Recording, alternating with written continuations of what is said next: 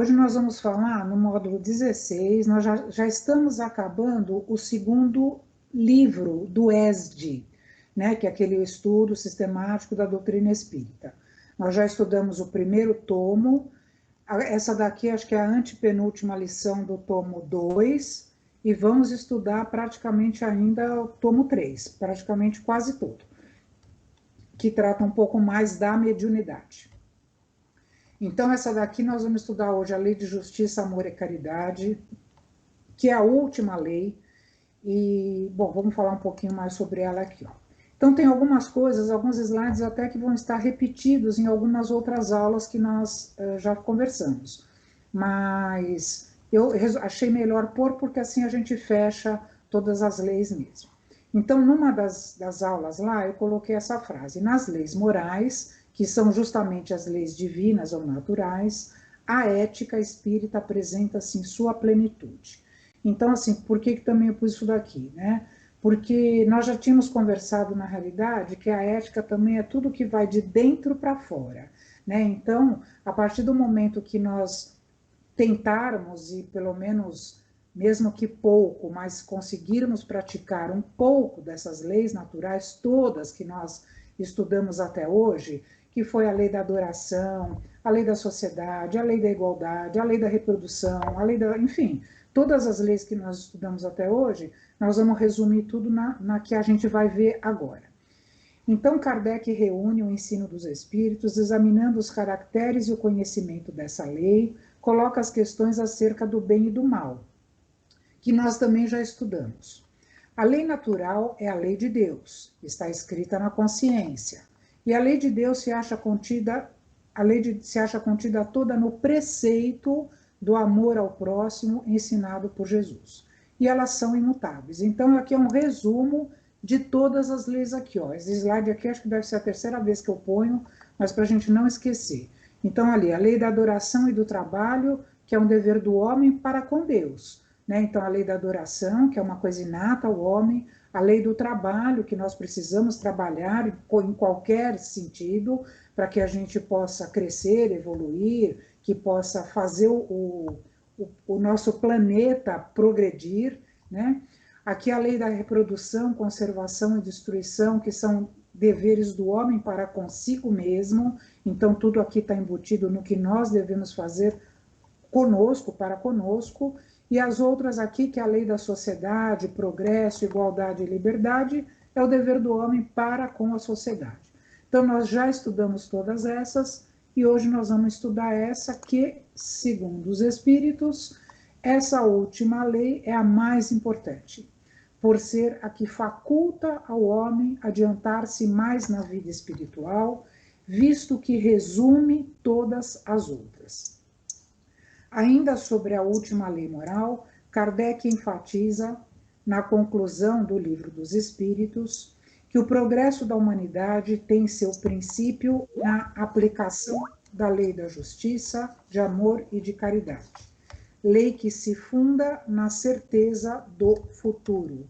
Então, veja bem, o que a gente está falando, o progresso nosso vai ser fundado nessa lei aqui, justamente com a intenção, né, de que nós possamos ver o nosso futuro melhor, seja em termos materiais, em relação ao planeta que nós vivemos hoje, que está passando por transformações, e nós já comentamos numa aula também que o planeta, né, o orbe, enfim, onde os espíritos estão, ele evolui conforme evoluem os espíritos que nele estão habitando.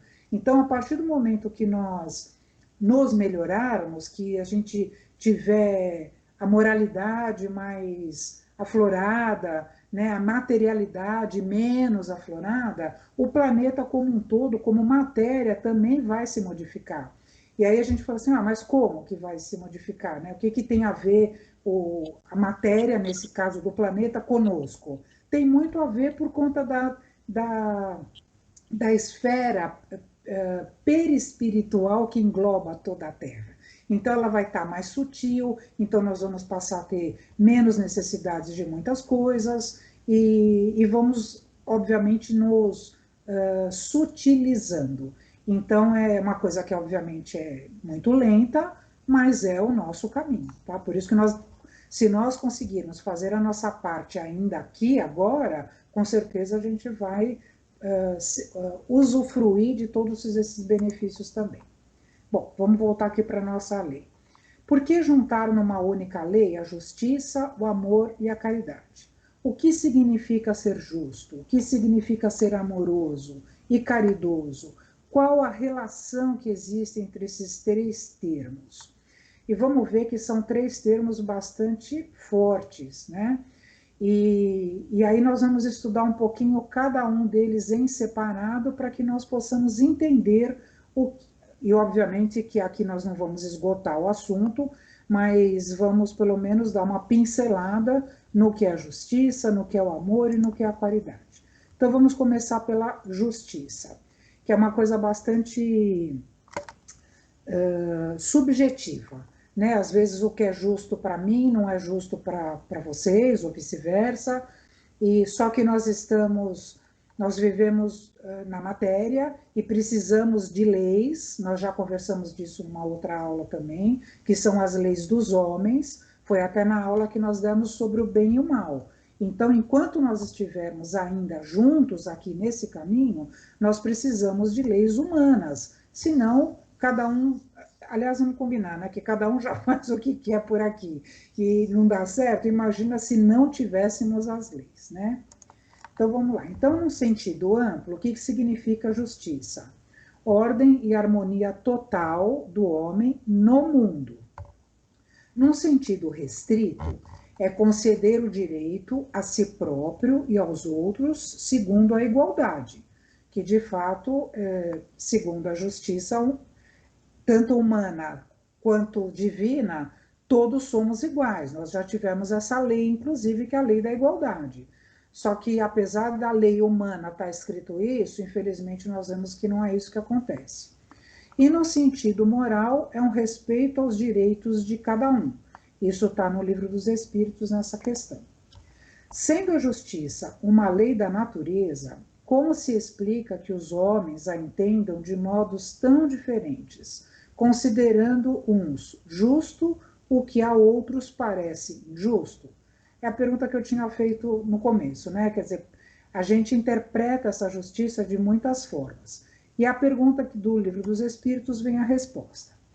É porque a esses sentimentos se misturam paixões que o alteram, como sucede à maior parte dos outros sentimentos naturais, fazendo que os homens vejam as coisas por um prisma falso.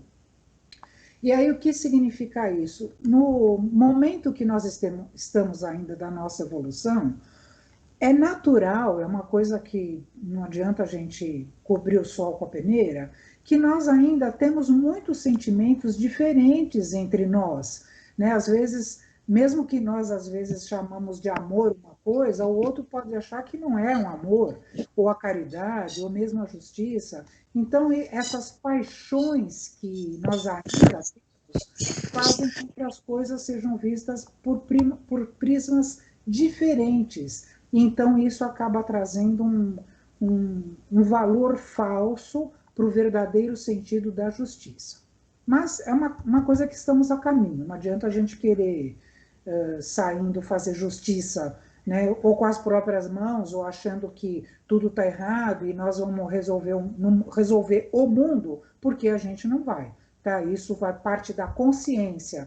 Foi que nós até vou pôr aqui, aqui, ó, opa, a lei de Deus, ó, está escrita na consciência, né? Ela acha contida no preceito do amor, do mais amplo significado, né, que nós devemos ter. Então vamos lá aqui. E aí vamos ver agora, por exemplo, algumas diferenças, né, que a gente pode achar entre o que é justiça e o que é injustiça. Então vamos lá. O conceito de justiça varia nos indivíduos, o segundo desenvolvimento que nele alcançou esse sentimento, e apesar de ser inerente ao ser, e independe da capacidade intelectual. Então, por exemplo, a gente sabe assim que o senso de justiça é inerente ao ser humano. Mas, e também não depende da capacidade intelectual. Então, uma pessoa que é mais estudada, ou mais esclarecida, ou com até maior poder aquisitivo, isso não faz com que ela seja sempre justa. E, aliás, nós vemos, infelizmente, na nossa sociedade, pessoas com alto poder aquisitivo que conseguiram esse poder econômico às custas de outras pessoas, e todos nós percebemos que isso não é uma justiça. Né? Então, por isso que nós estamos falando que isso é inerente ao ser humano. Tá? Então, vamos continuar. Aqui o que nos diz o Livro dos Espíritos. É fora de dúvida que o progresso moral desenvolve esse sentimento, progresso moral, mas não o dá. Deus o pôs no coração do homem. Daí vem que, frequentemente, em homens simples e incultos, constatam-se noções mais exatas da justiça do que nos que possuem grande cabedal de saber, que foi o que eu acabei de falar. Né? Então, assim, as pessoas, às vezes, mais humildes em todos os termos, seja intelectualmente, seja monetariamente, que seja, às vezes têm um sentimento de justiça muito maior do que a maioria até da sociedade. O que faz, de fato, a justiça prevalecer é o progresso moral. Para refletirmos, então veja bem, um general mata milhares de pessoas e ele é condecorado. Então veja bem, isso é justiça ou injustiça? Né? Então é uma coisa assim que nós temos que refletir. Né? Então assim, ele é condecorado porque foi para a guerra e os soldados dele mataram, a mando dele, os soldados mataram uma porção de, entre aspas, inimigos. Né? E aí ele é condecorado por isso. Isso é uma justiça?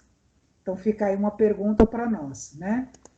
Outra, uma pessoa rouba para matar sua fome e é preso. Isso é justiça?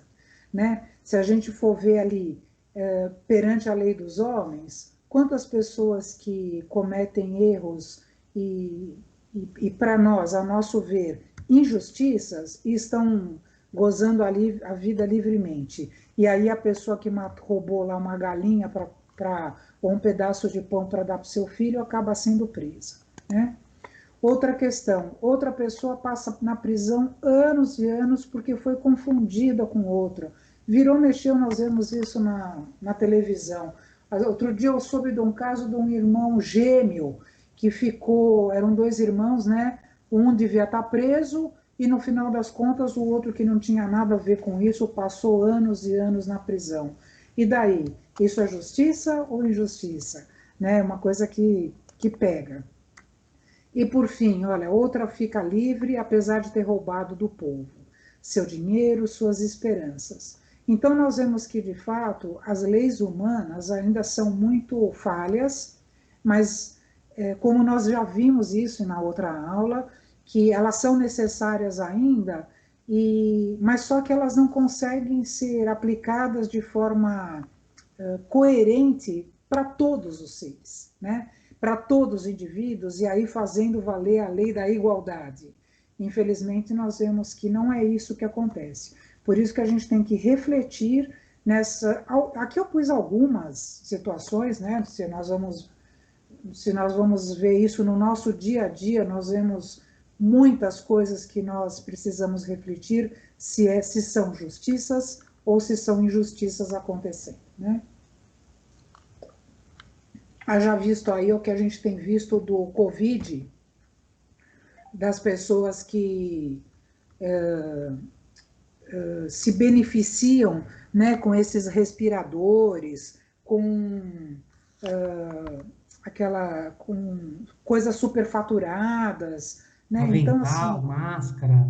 é brincadeira, né? Então, assim, por isso que a gente está falando, aqui é inato, né? Aqui, ó, o progresso moral desenvolve esse sentimento, mas não dá o sentimento. Então, assim, a pessoa pode ter essa moral mais desenvolvida, pode ter a moral desenvolvida, e com ela a gente desenvolve o sentimento, Mas Deus colocou esse sentimento no coração do homem, só que aí vem o livre-arbítrio e aí vem as facilidades que eventualmente as leis humanas permitem, e aí dá no que dá. Né? Infelizmente, a gente sabe que falta muito ainda para a gente chegar numa justiça verdadeira. O senso de injustiça mostra que algo está errado, não meramente conosco, mas com o mundo em geral. As paixões alteram a imparcialidade da justiça natural, que é o que a gente está falando até agora, né? Assim, cada um vê o seu lado e aí a justiça vai para o espaço, né? Ele mostra, né, a injustiça aqui, esse sentimento, mostra o descontentamento entre o ideal imaginado e a situação observada. Mais uma vez aqui é o que nós falamos até agora. Então, assim, na balança, isso acaba pesando e muito, né? Vivemos sob o domínio das leis sociais, necessárias ao desenvolvimento espiritual, pois elas estabelecem, ou deveriam estabelecer, os limites e disciplinam, ou deveriam disciplinar, a conduta do ser humano. Bom, não precisa nem comentar, né, isso aqui. Promovem o equilíbrio e a harmonia na convivência cotidiana, ou seja, as leis sociais, as leis humanas. Precisamos dessas normas externas até conseguirmos internalizar as leis espirituais, quando então aquelas se tornarão desnecessárias. E é o que eu estava comentando aqui com vocês. Se a partir do momento que nós vamos evoluindo, precisamos ainda ter essas leis, e aí na hora que a gente tiver isso internalizado, o nosso planeta vai estar diferente, vai estar mais evoluído, nós estaremos evoluídos, e as leis vão ser cada vez mais brandas ou menos leis, porque isso já vai estar incutido em nós. Então a gente não vai precisar mais ter tanta lei para ser observada, ou não, né? Como está escrito aqui em cima, deveriam estabelecer ou deveriam disciplinar. Mas quando a lei interna é moralmente inferior à lei externa, ocorre o embate, cujas consequências exigirão processos educativos para o desenvolvimento espiritual. E o que seriam esses processos educativos? Nós que abraçamos a doutrina sabemos que um dos processos educativos é justamente o quê? A reencarnação. Né? Então, enquanto nós não tivermos essa lei interna superior à lei externa, nós vamos vindo e vamos vindo e vamos vindo, e com provas, com expiações, com missões, enfim, sempre com alguma coisa para que esse embate acabe, com o passar do tempo, sendo minimizado. E aí, então, obviamente, vai chegar um tempo que está longe ainda de acontecer, mas vai chegar um tempo onde nós não precisaremos mais reencarnar, porque já estaremos lá na época, na esfera crística, e estaremos já como espíritos puros. Vai demorar? Sinto muito em avisar vocês, vai demorar. Só que nós vamos chegar lá, é o nosso destino. Aí cabe a cada um de nós fazer da nossa trilha ou tortuosa ou a mais reta possível. Né? Claro que dificilmente nós vamos chegar do ponto A ao B numa linha reta, mas vamos, se nós conseguirmos minimizar os nossos compromissos, com certeza esses processos educativos vão ficar mais brandos. Aí, ó. Daí a necessidade das vidas futuras, em cujo percurso o princípio da justiça encontra a sua aplicação e onde o estado moral do ser encontra o seu equilíbrio. Sem esse complemento necessário, não haveria motivo para a existência atual, e quase todos os nossos atos ficariam sem punição. Então, é mais ou menos o resumo que eu acabei de falar também. Então, aqui, ó, justiça e amor da lei de Deus. Todos teremos novas chances, tantas quantas forem necessárias, ninguém é ruim demais, nosso crescimento só depende de nós, todos seremos um dia perfeitos. Todos, todos. foi o que eu acabei de comentar, que resume tudo o que a gente falou. Essa perfeição aqui só vale ressaltar que seremos perfeitos relativamente, porque a perfeição absoluta, como nós já conversamos, é atributo de Deus, né? Um dos atributos de Deus é ser perfeito. Nós, como seus filhos, alcançaremos a felicidade relativa, a perfeição relativa. Mas, dentro do nosso potencial e da nossa grandeza, conseguiremos o grau máximo dessa perfeição.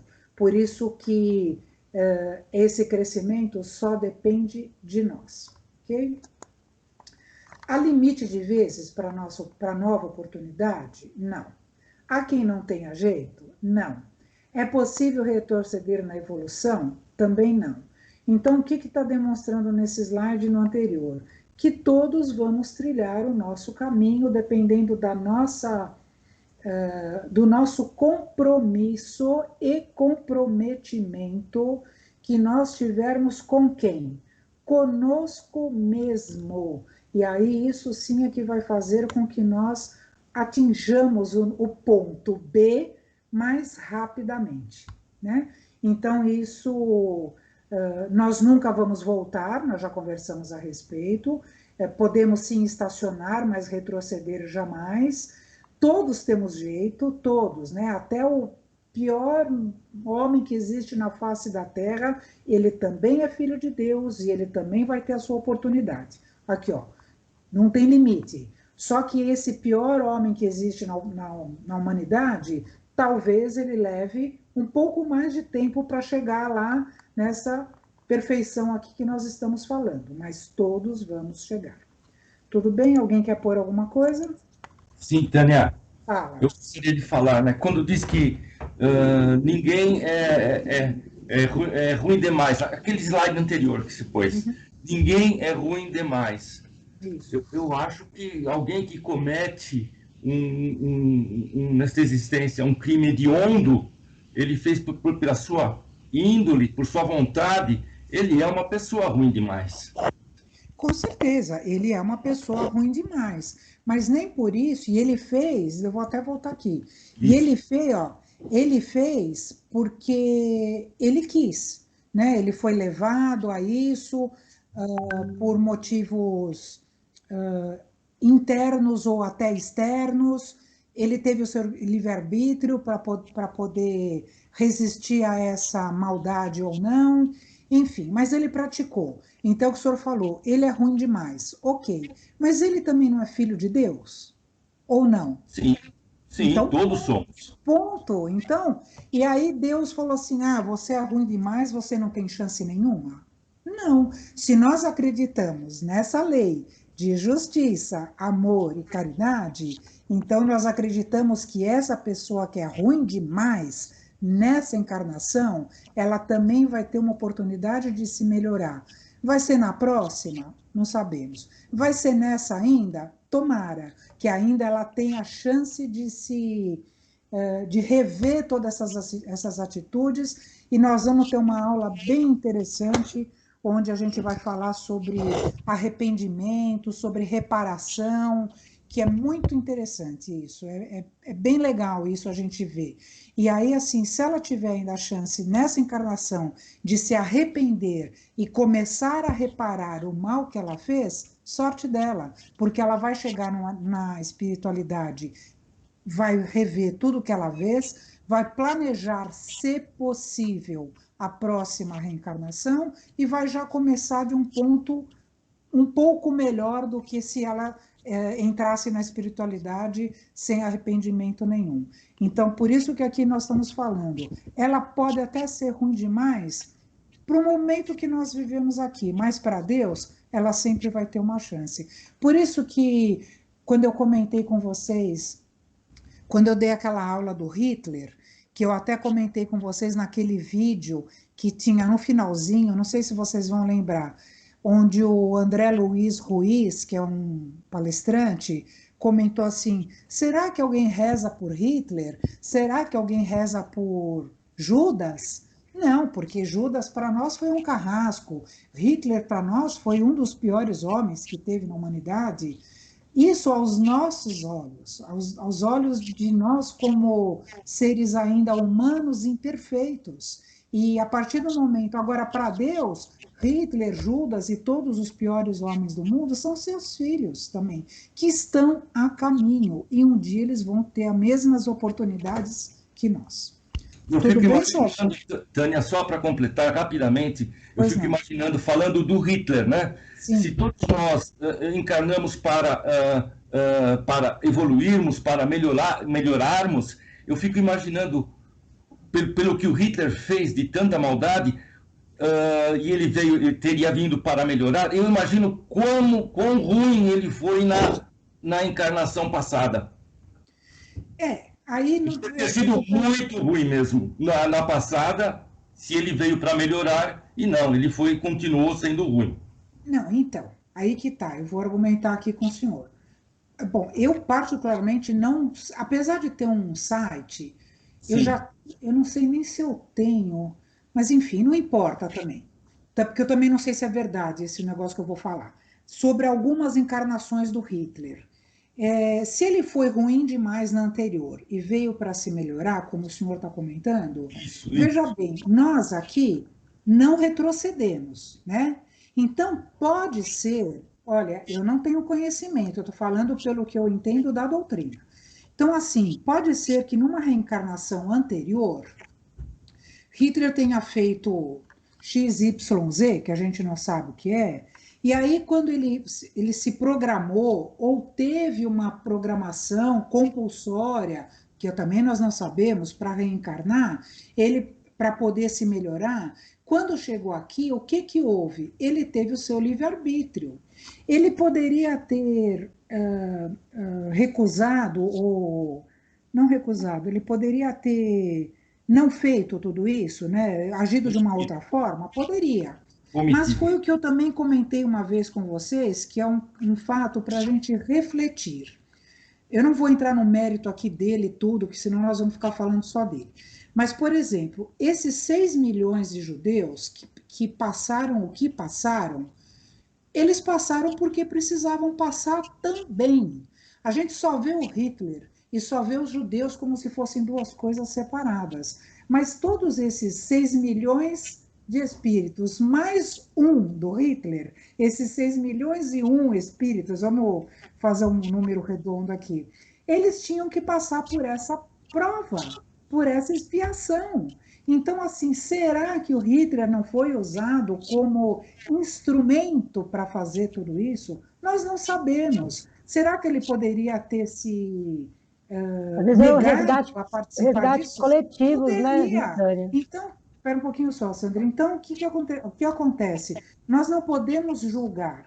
Foi o que o André Luiz Ruiz comentou lá no final. Não cabe a nós julgar, cabe a nós orar por esses espíritos para que eles possam ter a evolução deles contínua, né? Quer dizer, se foi uma opção deles parar no tempo, não cabe a nós julgar se na encarnação passada ele foi pior.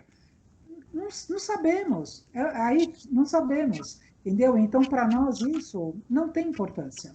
Não sei se eu respondi a sua questão, senhor Não, Marcos. tá claro, tá claro, mas é um ponto que a gente tem que refletir bastante, viu? Com certeza, porque para nós é muito difícil enquanto encarnados aqui, enquanto nós ainda que somos muito matéria e não conseguimos ver de uma outra forma ainda, né? Mas esse é o nosso objetivo, que a gente tenha a nossa mente mais alargada, digamos assim, mais aberta para entender que nada acontece por acaso, né? Então as coisas acontecem porque precisam acontecer para o nosso desenvolvimento. Temos o nosso livre-arbítrio? Temos. Fazemos a nossa história? Fazemos. Já falei isso várias vezes para vocês. Então, não é, nós não vemos, senão a gente ia ser tudo marionete. Já falei várias vezes isso. Né? Então, assim, o que me importa? Vou matar, vou roubar, vou passar a vida em brancas nuvens, porque o meu destino está traçado mesmo. E não é isso que acontece. Nós sabemos disso. Porém, alguns fatos, esses sim, nós precisamos passar e, dependendo de como passamos, evoluímos. Tudo bem? Obrigado, Tânia, obrigado. Nada. Ô, Sandra, Tânia, você queria só pôr alguma comentário. coisa? Quem fala? Ah, desculpa.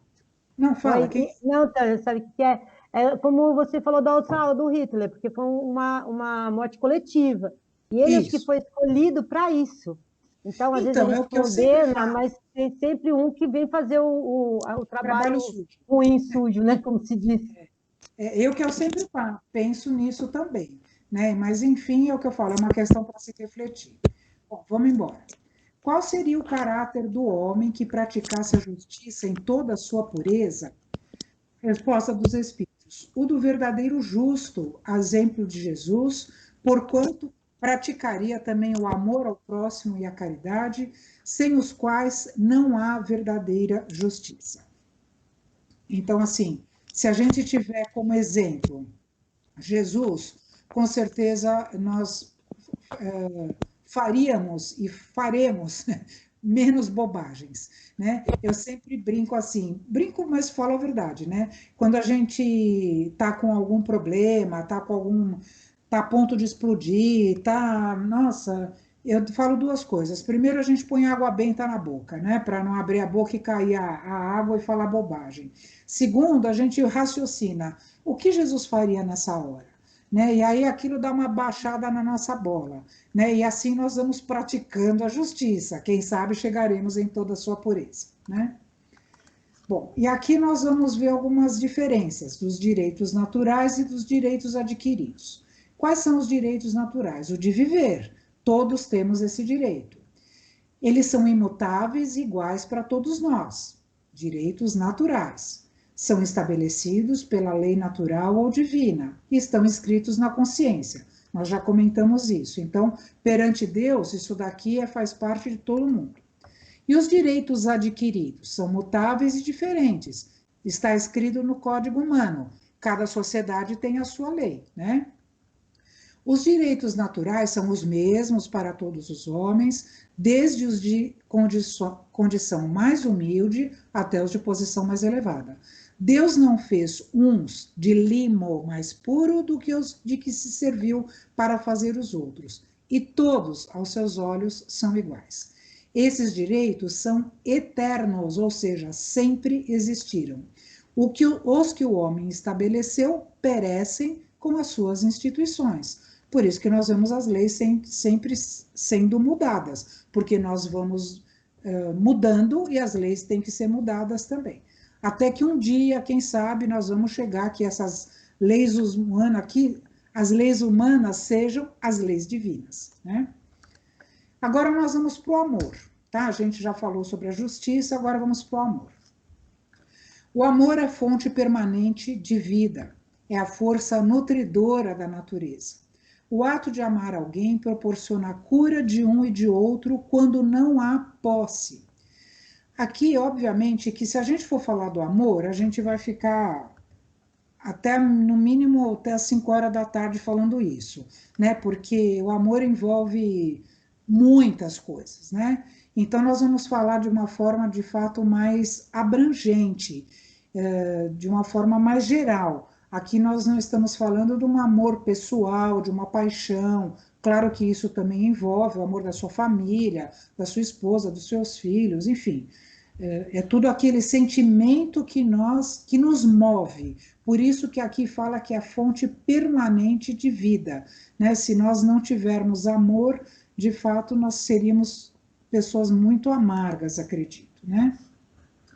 Para a doutrina espírita, o amor é uma das leis morais da vida, complemento da lei de justiça e imanente à caridade, ou seja, está tudo junto. Allan Kardec escreveu que amar o próximo é fazer-lhe todo o bem que nos seja possível e que desejáramos nos fosse feito, a explicar a máxima cristã de amai-vos uns aos outros como irmãos. Isso está no Livro dos Espíritos. Num plano mais amplo, considera como amor a força física da união, presente nos seres inanimados mais simples, evoluindo em gradação paulatina da sexualidade até a sublimação das emoções e, finalmente, no amor divino. Isso foi Emmanuel. Então, veja que interessante. Aqui tem uma frase que eu vou falar depois que eu acho o máximo, mas vamos explicar aqui um pouquinho. Então, assim, quando Moisés trouxe as leis, né, de Deus, que foram aquelas 10 leis que a gente conhece, né? Não matarás, não furtarás, não sei o quê, bababá. Ele trouxe essas 10. Quando chegou Jesus, o que Jesus fez? Ele resumiu essas 10 leis em duas, que era amar a Deus sobre todas as coisas e ao próximo como a ti mesmo. E aí Kardec veio falando aqui, amar ao próximo é fazer todo o bem que nos seja possível, né? E que desejáramos nos fosse feito, que é amar ao próximo como a ti mesmo. Então, claro que nós precisamos nos amar. E depois eu vou até falar mais um pouquinho para frente desse auto-amor também. Então, isso é muito importante para que a gente possa amar ao próximo. Então, se eu não me amar, como é que eu vou amar o próximo, né? Como é que eu vou dar para o outro uma coisa que eu não tenho? Eu sempre falo para vocês, ninguém dá o que não tem. Isso é óbvio, né? Então, assim, eu não posso dar o amor do meu vizinho para alguém, eu preciso dar o meu amor para alguém, e para isso eu preciso me amar, preciso me cuidar, para que justamente eu possa, então, ter esse sentimento aflorado e poder dispensar ao próximo, né? E aqui eu tenho uma frase que eu acho sensacional, olha, o amor é a lei de atração para os seres vivos e organizados. A atração é a lei de amor para a matéria inorgânica. Gente, eu acho essa frase tão interessante, porque me remete à aula que nós tivemos dos 3 reinos, que é lá o reino mineral, o reino vegetal, animal, e nós aqui o hominal. Falei certo? Falei, mineral, vegetal, animal e hominal, é isso. Então, veja bem, quando nós tratamos lá do reino mineral, e o que nós falamos ali? Que era um agregado, era um reino que estaria ligado somente pela junção da matéria.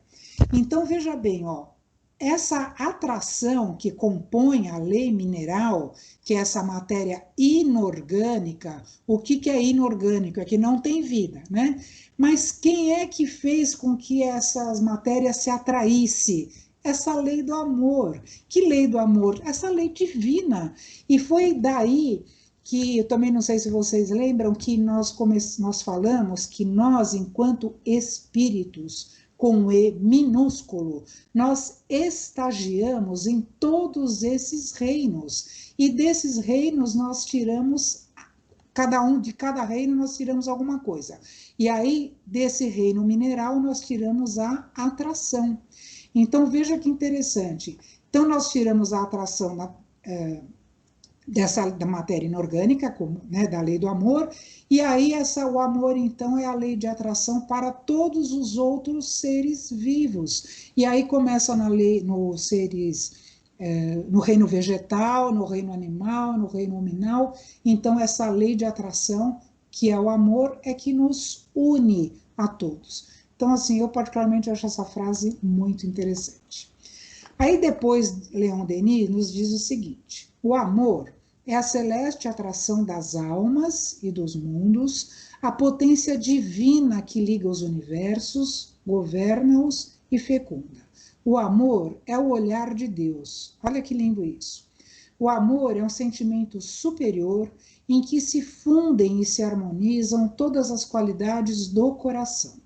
É o coroamento das virtudes humanas, da doçura, da caridade, da bondade. Não é à toa, então, que os espíritos reuniram nessa última lei que estamos estudando, que é a lei do amor, justiça e caridade, tudo numa coisa só, porque é o coroamento das virtudes humanas, né? Então, eu acho assim, nossa, muito bacana. Aí aqui tem outro negócio interessante. Alguém quer pôr alguma coisa aqui? Não? Então vamos lá. Eu, Tânia, Pois não.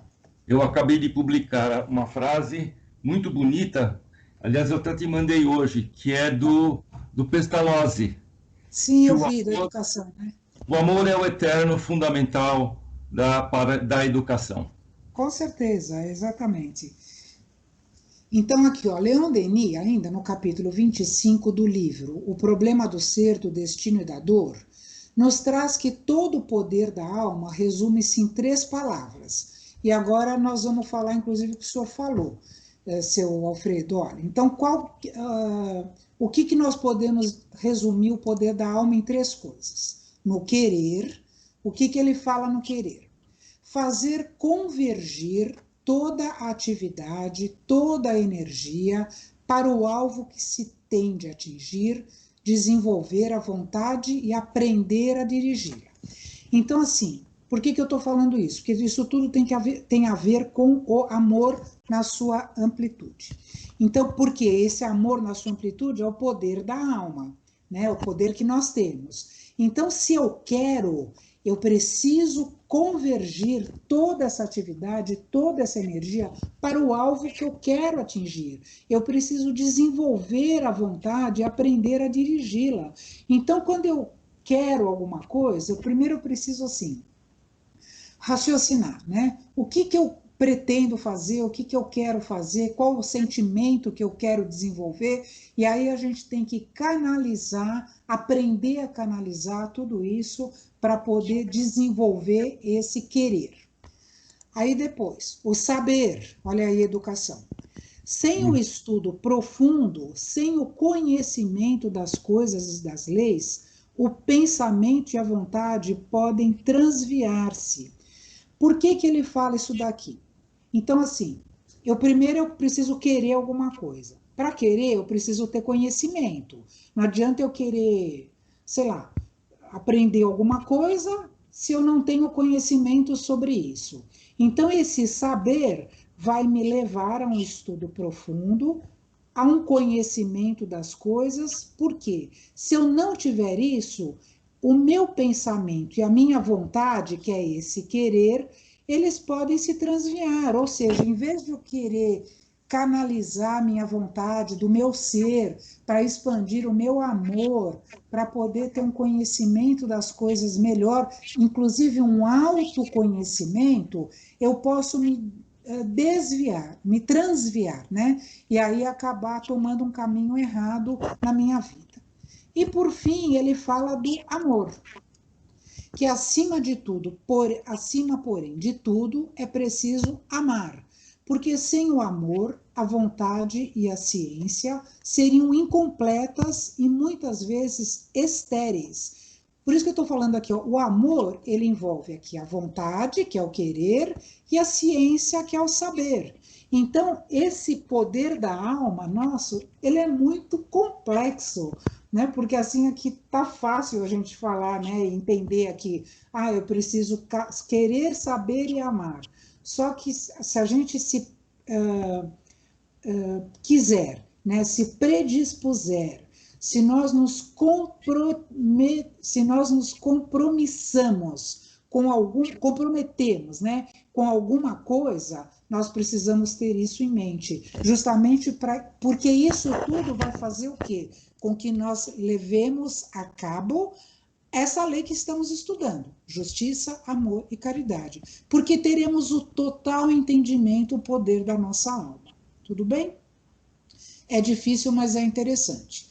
Eu recomendo a leitura desse livro aqui do Leon Denis, aliás, todos eles, é muito legal. São livros difíceis, não é para fazer uma leitura, assim, corrida, é para ler, refletir, ler de novo, mas que nos traz muitos ensinamentos. E aqui eu vou pôr uma oração do Chico Xavier, que eu acho muito linda, que chama Tudo é Amor. Então diz o seguinte: vida é o amor existencial, razão é o amor que pondera, estudo é o amor que analisa, ciência é o amor que investiga, filosofia é o amor que pensa, religião é o amor que busca Deus, Verdade é o amor que se eterniza. Ideal é o amor que se eleva. Fé é o amor que se transcende. Esperança é o amor que sonha. Caridade é o amor que auxilia. Fraternidade é o amor que se expande. Sacrifício é o amor que se esforça. Renúncia é o amor que se depura. Simpatia é o amor que sorri. Trabalho é o amor que constrói. Indiferença é o amor que se esconde. Desespero é o amor que se desgoverna. Paixão é o amor que se desequilibra. Ciúme é o amor que se desvaira. Orgulho é o amor que enlouquece. Sensualismo é o amor que se envenena. Finalmente, o ódio, que julgam ser a antítese do amor, não é senão o próprio amor que adoeceu gravemente. Eu acho essa oração maravilhosa, porque nós vemos aqui, como eu comentei com vocês, nós estamos falando do amor, e se formos destrinchar tudo isso, nós vamos ficar o dia inteirinho falando aqui, né? E aí nós vemos que, de fato, o amor é tudo isso.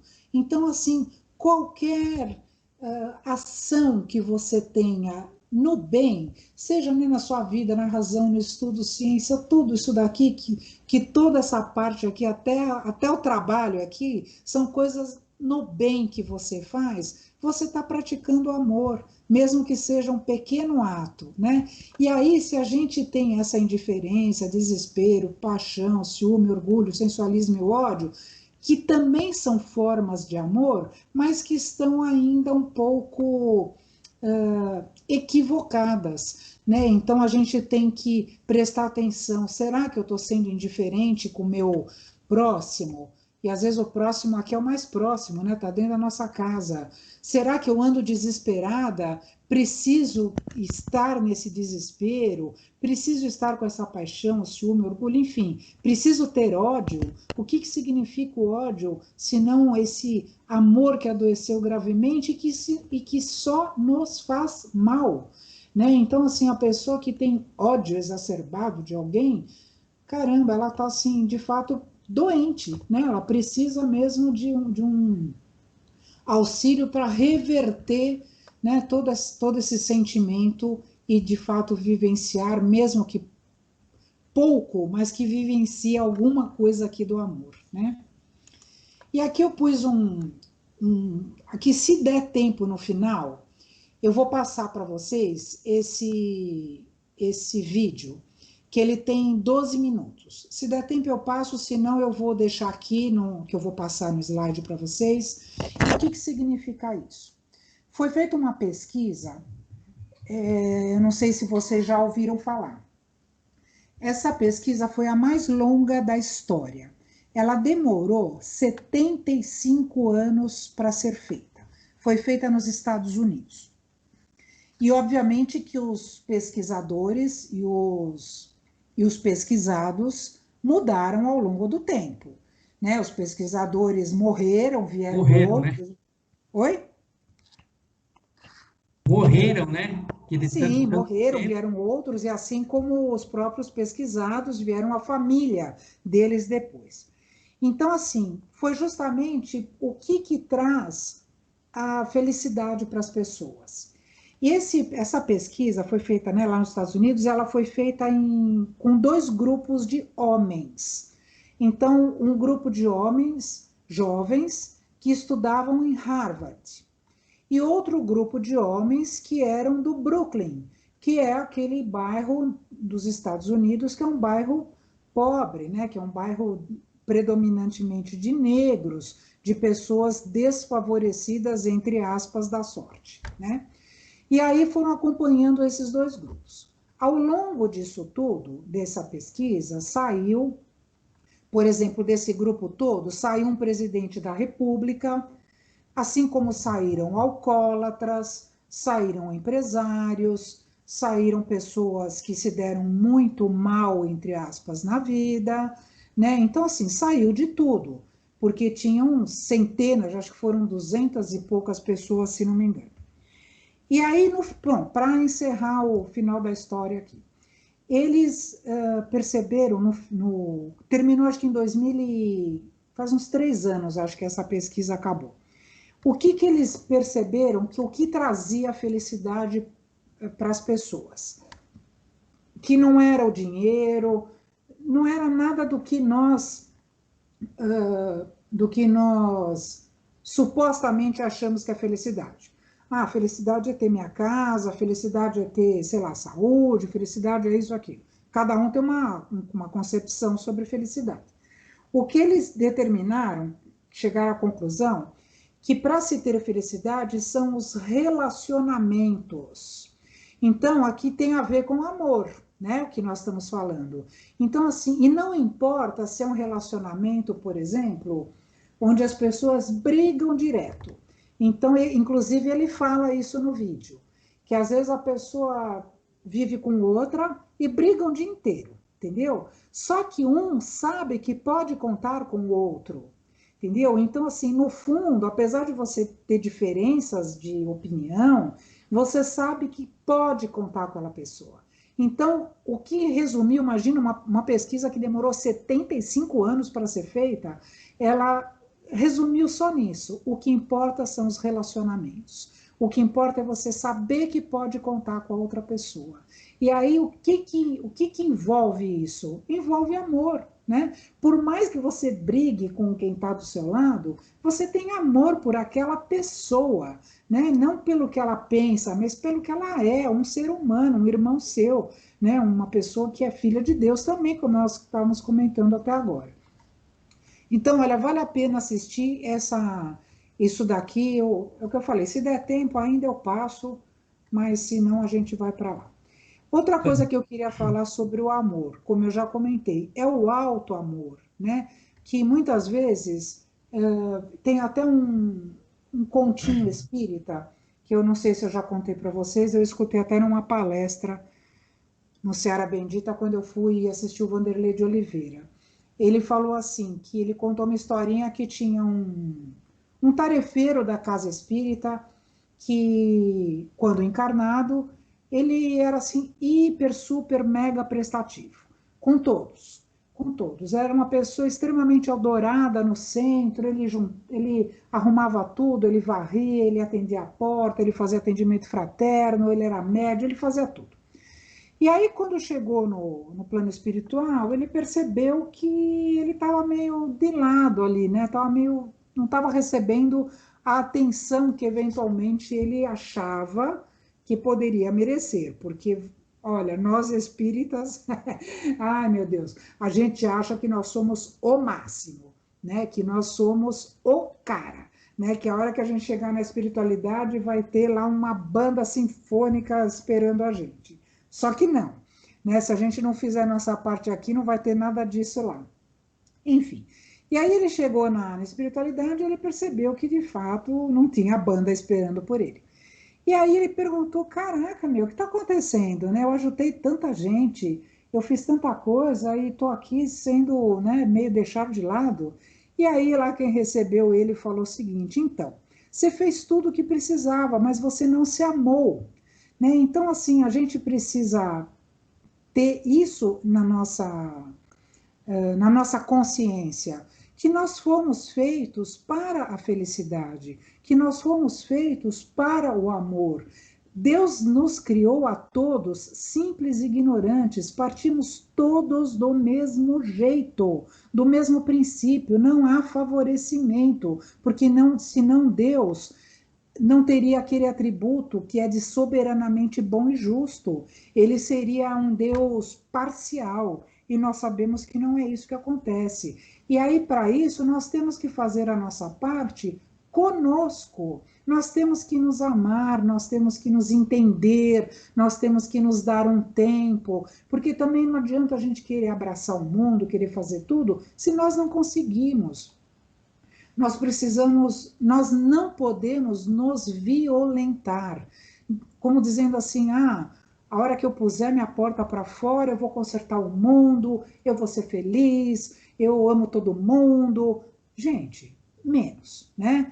Posso fazer e devo fazer muitas coisas, mas se eu não me cuidar do meu corpo e da minha mente, quem é que vai cuidar, gente? Ah, claro que nós temos, quando necessário, e aceitamos ajuda, claro que precisamos nos ajudar com terapias, eventualmente com medicamentos, se for necessário. A medicina está aí, a psicologia, a psiquiatria está aí para nos ajudar, mas a gente tem que querer, a gente tem que aceitar isso para que a gente se melhore, né? Então eu acho que esse auto-amor é muito, muito, muito importante. E eu vou falar uma coisa para vocês. Pela terceira vez que eu estou lendo um livro, que por um acaso também é do Vanderlei de Oliveira, Pelo Espírito da Irmã Cidufo, que foi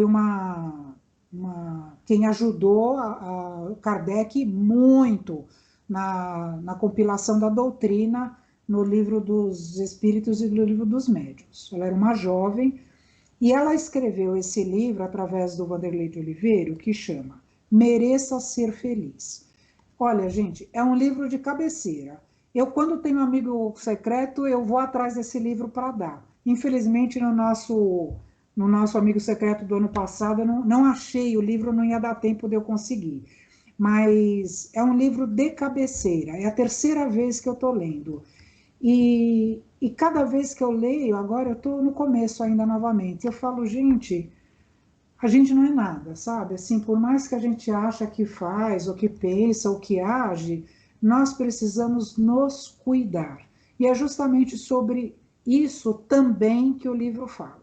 Tá? Então, eu acho que é importante a gente se cuidar, e aqui fica a dica para a gente ler esse livro, que é muito bom. Aqui eu vou passar um videozinho rápido do Chico Xavier, falando sobre o amor, é bem engraçadinho. Deixa eu ver se vai abrir aqui, ó. Oi. E uma coisa que é importante é não achar só... Porque as pessoas falam, eu tenho 50 anos, tenho que me cuidar. E peraí que eu abri o vídeo e não fechei. Se nós... Peraí, fala. Então, e aí vale para qualquer idade, né? O que a gente está percebendo hoje é que pessoas de 20, de 25, de 30, de 50 estão passando por dificuldades psicológicas e os psicólogos nunca trabalharam tanto na vida como estão trabalhando nessa situação agora, né? Sim, com certeza. Inclusive, assim, a gente vê muitas ações, embora sejam pontuais, mas ainda que elas existem, né, justamente para fortalecer e dar um bom ânimo, né, a todas essas pessoas que estão deprimidas ou ansiosas por essa situação que nós estamos atravessando, embora já esteja havendo alguma flexibilização, mas a gente sabe que ainda o nosso amiguinho, o vírus ainda, nosso amiguinho entre aspas, né, também está aí ainda, então ainda a gente tem que tomar as nossas precauções, e sempre é um sufoco, né, a gente sempre fica naquela expectativa de que, meu Deus, será que eu vou passar por isso, será que não vou, né, você vê, nós temos a nossa colega Renata, não sei se ela está aqui, eu tinha percebido que ela tinha entrado, mas não sei se ela está aqui na reunião, ela já saiu, né? Ela está em casa, está se recuperando lentamente, mas do pouco contato que eu tive com ela, assim, eu percebi aquela ansiedade dela em ter contraído a doença, e o que vamos combinar que não é à toa, né? Porque a gente escuta falar, do que a gente vê, do que a mídia fala, foi até o que nós comentamos na terça-feira. Claro que assusta, né? Então... mais um motivo para a gente se cuidar em todos os aspectos, né? Físicos, morais, espirituais, e procurarmos ajuda quando necessário, sim. Bom, vamos ver esse vídeo aqui, vejam se está... Pudéssemos colocar uma legenda à frente de cada agrupamento humano, de cada conjunto residencial, de cada cidade, de cada aldeia, de cada metrópole, de cada grande capital do progresso humano, se nós pudéssemos, tivéssemos bastante autoridade para isso, escolheríamos aquela frase de nosso Senhor Jesus Cristo, quando ele nos disse: amai-vos uns aos outros como eu vos amei. Porque não é só o amai-vos uns aos outros. Nós podemos amar-nos uns aos outros. Mas como Jesus nos amou, é sem espírito de remuneração, sem espírito de pagamento algum, de retribuição alguma. É com espírito de sacrifício e de renúncia. Porque quem ama não cria problemas. E quem ama sabe viver sem pedir coisa alguma à criatura amada. Conseguiram ver? Acho que deu, né? Então, assim, a gente vê que gracinha ele falando, né? Que de fato, assim, a lei do amor, né? Está resumida mesmo naquele, volto a falar, e é o que ele falou agora. Amai a Deus sobre todas as coisas e ao próximo como a ti mesmo, né? E aqui vamos agora para a última parte da nossa lei, que é justamente a caridade. Nós já falamos de justiça, amor, e vamos lá falar sobre caridade. Essa questão do livro dos Espíritos é muito famosa, é a questão 886, que faz o seguinte: qual o verdadeiro sentido da palavra caridade, como a entendia Jesus? E aí nós chamamos de BIP. Não sei se vocês já ouviram falar, eu até brinco que não é aquele BIP que a gente usava os mais velhos aí vão lembrar que usava no cinto ali para chamar, né? O BIP quer dizer benevolência para com todos, indulgência com a perfeição dos outros e perdão das ofensas. Então, na hora que nós conseguirmos praticar essas três regrinhas de ouro, nós de fato estaremos praticando a caridade como entendia Jesus, né? Quer dizer, aceitarmos os outros como eles são, com benevolência, com indulgência, perdoar as ofensas, porque é o que eu sempre falo, Jesus nunca perdoou nenhuma ofensa, porque ele nunca se sentiu ofendido, né? Então aí a diferença nossa, por exemplo, né? E aqui eu pus isso... alguém falou alguma coisa? Então vamos lá. E aqui eu pus aqui o capítulo 15 do nosso Evangelho, que é justamente dedicado à caridade, que justamente o título é Fora da Caridade não há salvação. E o que ele fala aqui logo no começo? Ele fala da parábola do bom samaritano, que eu não sei se todos conhecem, né? Mas rapidamente eu vou comentar com vocês. Na Samaria, era uma cidade onde os judeus não se entendiam com os moradores de lá, eles se odiavam. Tanto que para ir, eu já falei isso quando eu dei aquela palestrinha da mulher de Samaria, eles contornavam a cidade para chegar lá na Galileia. Então, essa parábola resume bem isso, porque tinha um homem que foi assaltado no meio do caminho, roubaram tudo que ele tinha, resumindo bem, né, a parábola. E aí passou um sacerdote que julgava-se ser, por sacerdote, ele deveria amparar aquele homem, ele passou, olhou e foi embora. Passou um fariseu, que da mesma forma era uma pessoa que estava muito envolvida com os templos, também passou, deu uma olhadinha naquele cara caído lá e vazou. E aí passou um samaritano. O samaritano, sem perguntar quem era aquele homem que estava caído, foi lá, pegou, levou ele para uma estalagem, falou para o estaleiro: olha, cuida dessa pessoa, eu vou te dar um dinheiro aqui, na hora que eu voltar, se você teve algum gasto extra, eu vou te ressarcir, mas cuida dele para mim.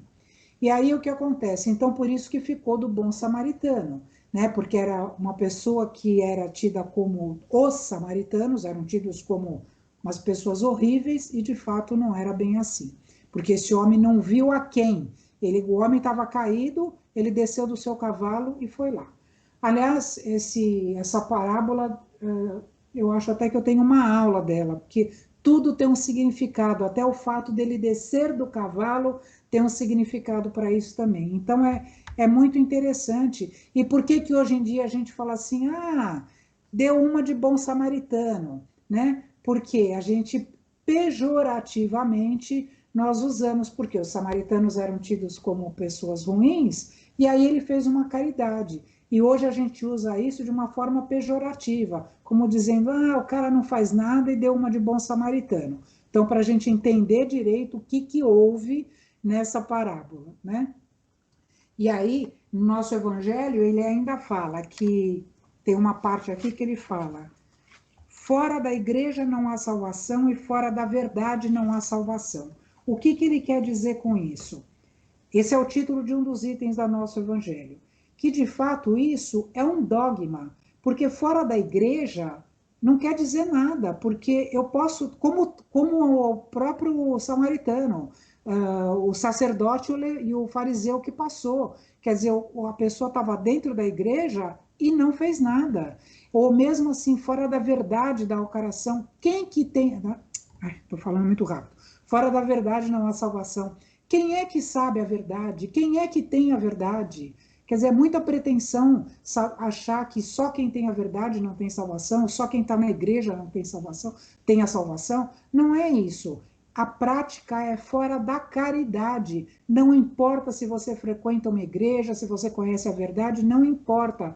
Dê uma de bom samaritano, né? Quer dizer, na própria concepção da palavra, né? Então, assim, faça a sua parte. Como eu comentei aqui, quando Kardec falou, seja caridoso quanto possível. Se eu não posso dar nada material, que eu dê 1 hora do meu tempo, que eu dê o meu ouvido 15 minutos, que eu seja um voluntário do CVV, enfim, que eu faça alguma coisa em favor do outro, sem se esquecer de mim, ok?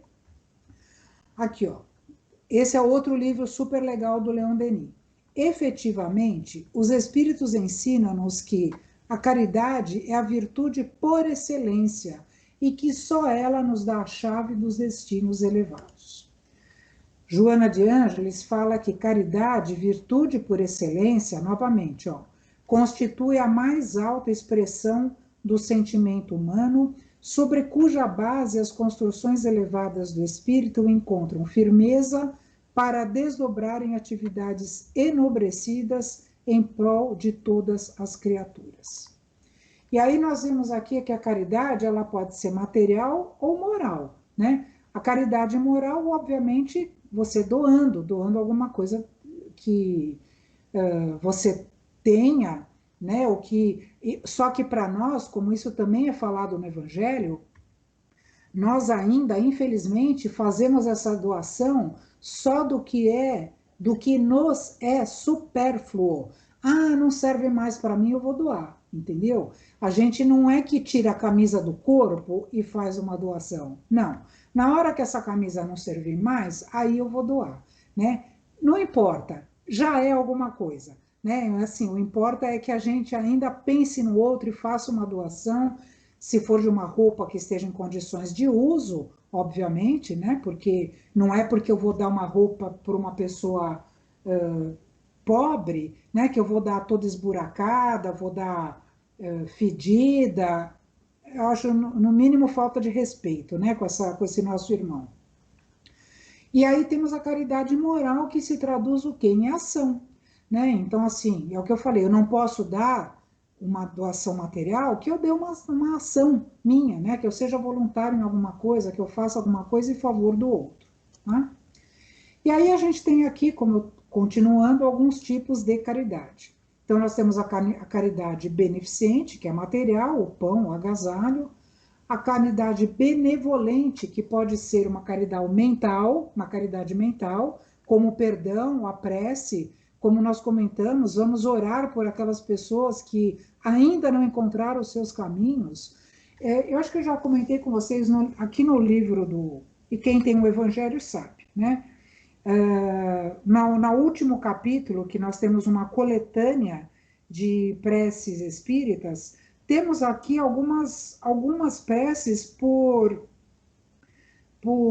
encarnados e desencarnados, e que nós podemos sim, eu estou até abrindo aqui para ver se eu acho alguma coisa aqui, podemos fazer sim para orarmos por essas pessoas, por esses espíritos que necessitam de preces e que muitas vezes são esquecidos. Então, o que nós estamos fazendo? Caridade com esse espírito, seja ele encarnado ou não, né? Perdoando esse espírito, seja encarnado ou não, porque, como eu já comentei com vocês também, que está no nosso Evangelho, como é que está lá? Está no capítulo 17, fala o seguinte, Perdoai o vosso inimigo enquanto ainda estáis a caminho com ele. Deixa eu ver se eu acho aqui, peraí. Está lá no Homem de Bem. Bom, enfim, não achei, mas que seja. Perdoai o vosso inimigo enquanto com eles está a caminho, porque depois vai ficar mais difícil para a gente resgatar isso daqui, tá? Aí pode ser uma caridade passiva, o ouvido amigo, o silêncio perante uma ofensa, é o famoso colocar água benta na boca, como eu comentei, né? Uma caridade verbal, uma palavra consoladora e sábia, né? Às vezes você não pode falar nada, você, né, fala para a pessoa ter calma, né, que as coisas vão se melhorar, que ela pode contar com você. Gente, é o mínimo que a gente pode fazer. Aqui uma caridade gestual, um carinho, um abraço, um aperto de mão, uma caridade mediúnica, que é um recurso de auxílio em qualquer grau, né? Às vezes a pessoa tem essa mediunidade, que seja uma mediunidade ostensiva para o bem, né? Aqui a gente não está falando de uma mediunidade para como é que descobrir, né, ou para falar o que vai acontecer no futuro. Ah, você vai fazer isso, vai fazer aquilo. Não, não é nada disso. Ô, Oi? Tânia, Oi. tá na página 191, né? Sete Perfeito do Evangelho. Ah, no seu tá 191, na minha não sei. Então deve ser no ser de perfeitos, exatamente, é isso mesmo. Eu estava procurando e não estava achando. Deixa eu ver se o seu evangelho é igual ao meu. Não, não é. Mas, enfim, o meu 191 Acho é que no não. capítulo 17 mesmo, é isso mesmo. Tá certo. Então, assim, por isso que a gente tem que. A gente não é que tem que. Eu sempre falo assim, quando a gente fala assim, eu já falei isso várias vezes em aula. Quando eu falo assim, eu tenho que ir para o centro, eu tenho hoje que ir para a tarefa, não vá. Fica em casa, fica assistindo sessão da tarde, faz uma pipoca, porque você não tem que nada. Você vai porque você quer, você vai porque você gosta, você vai porque você se sente bem, você vai porque você sai melhor do que você entrou lá. Então, assim, quando eu falo assim, ai caramba, hoje eu tenho tarefa, ai meu Deus, não vai. Não vai porque não vai fazer nem bem para você nem para os outros, né? Por isso assim, e isso é caridade, né? Se de repente eu não estou bem mesmo naquele dia, olha, hoje eu não estou legal, hoje eu preciso receber, não vou doar, fica em casa ou vai para o centro pedir auxílio, né? Então assim, a gente tem que ter essa humildade de perceber quando a gente pode doar, quando a gente está bem para doar, quando precisa receber, e porque assim também, uma coisa que eu vou comentar. Tem muito tarefeiro de casa espírita, e olha, gente, é muito tarefeiro de casa espírita, principalmente dirigente, olha, eu já comentei isso com vocês também, que nunca precisa de auxílio, sabe? Tá sempre bem, tá sempre na boa, tá sempre. Ah, gente, vamos combinar, será? Olha, eu vou te falar, eu tenho tantos baixos, né? A gente tem altos e baixos, a gente às vezes tem tantos baixos que precisa pedir ajuda. Gente, o que é isso? Nós estamos a caminho, né? Estamos numa trilha todos juntos, então ninguém é melhor do que ninguém. E não é vergonha nenhuma de um dirigente de casa falar, olha, eu estou precisando de ajuda. O que é isso, gente? Né? Então, eu acho que... Viu, Tânia? E outra, a pessoa também nunca fica perfeita também sabendo do sofrimento do outro, né? Porque se você está numa casa, você tem que ajudar o próximo, você nunca está bem, né? Porque as pessoas Exato. ali, você está sempre precisando de uma caridade, alguma coisa, você tem que também não estar bem. É Porque claro, você não fica bem se a outra pessoa está com tanta necessidade. exatamente. Alguém quer falar mais alguma coisa? Não, só completando, lembrando que tudo passa, né? Tudo passa, claro, tudo passa. Nossa, sempre a gente fala isso na doutrina, tudo passa. Então, uma hora eu posso estar bem, outra hora não posso. E se a gente não se ombrear, fazendo essa caridade aqui, ó, essa caridade mental, passiva, verbal, gestual, mediúnica, quem que vai fazer? Né? Então, assim, nós temos esse dever mesmo, né, de nos aceitarmos, né? E aqui, olha, o amor e a caridade são complemento da lei de justiça, Pois amar o próximo é fazer-lhe todo o bem, eu já falei essa frase, que nos seja possível e que desejaríamos que nos fosse feito. Lá foi Kardec que falou. Tal o sentido dessas palavras, amai-vos uns aos outros como irmãos, né? Eu pus esses negocinhos aqui porque eu achei tão lindo, né? Porque, teoricamente, aqui, né, o macaquinho ia depenar a pombinha, o cachorro ia comer o periquito aqui, mas a gente vê que na natureza tudo se encadeia, né? E, finalmente, respondendo à questão que fizemos no começo, por que juntar numa única lei a justiça, o amor e a caridade?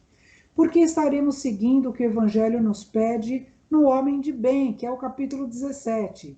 O verdadeiro homem de bem é aquele que pratica a lei da justiça, maior e caridade na sua... Aqui é amor, gente, não é maior, não.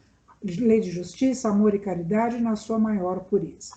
Se ele interroga a consciência sobre seus próprios atos, a si mesmo perguntará se violou essa lei, se não praticou o mal, se fez todo o bem que podia, se desprezou voluntariamente alguma ocasião de ser útil, se ninguém tem qualquer queixa dele, enfim, se fez a outrem o que desejara lhe fizesse.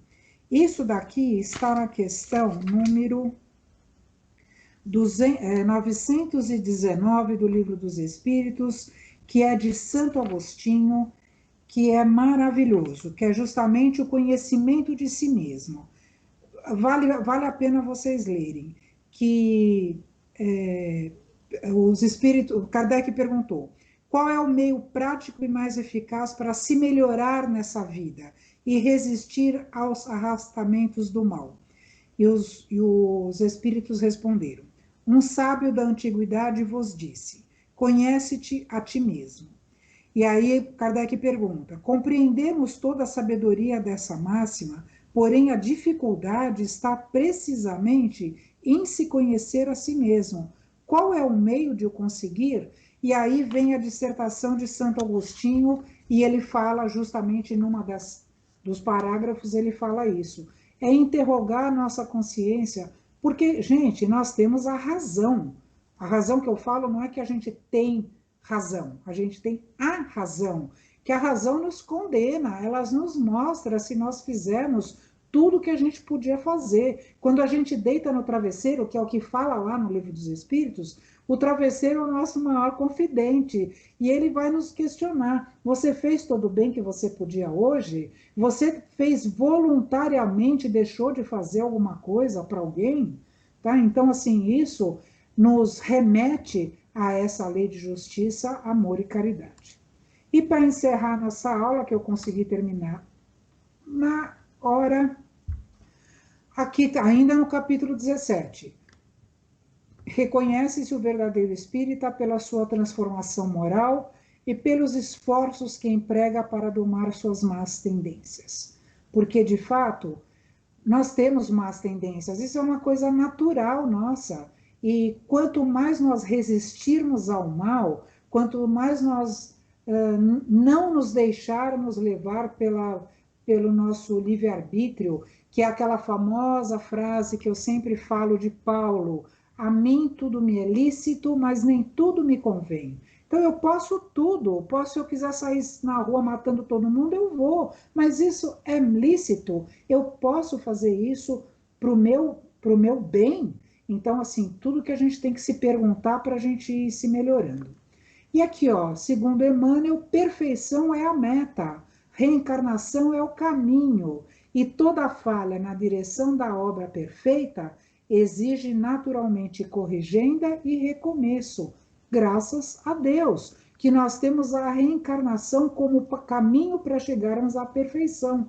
Então, como eu comentei naqueles slides, a gente tem prazo? Não tem prazo. Deus não tem pressa conosco, mas que façamos a nossa parte, né? Porque senão nós vamos ter se chegarmos em algum momento que poderemos ter reencarnações compulsórias.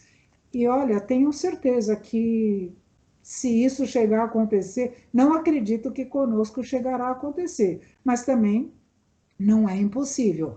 Com certeza teremos muito o que pensar se um dia tivermos essa necessidade de uma reencarnação compulsória, né? Então, que nós façamos sempre a nossa parte para que a gente possa desenvolver em nós essa justiça, essa lei de justiça, amor e caridade. Então, crianças, era isso que a gente tinha para falar hoje. Deixa eu parar de gravar.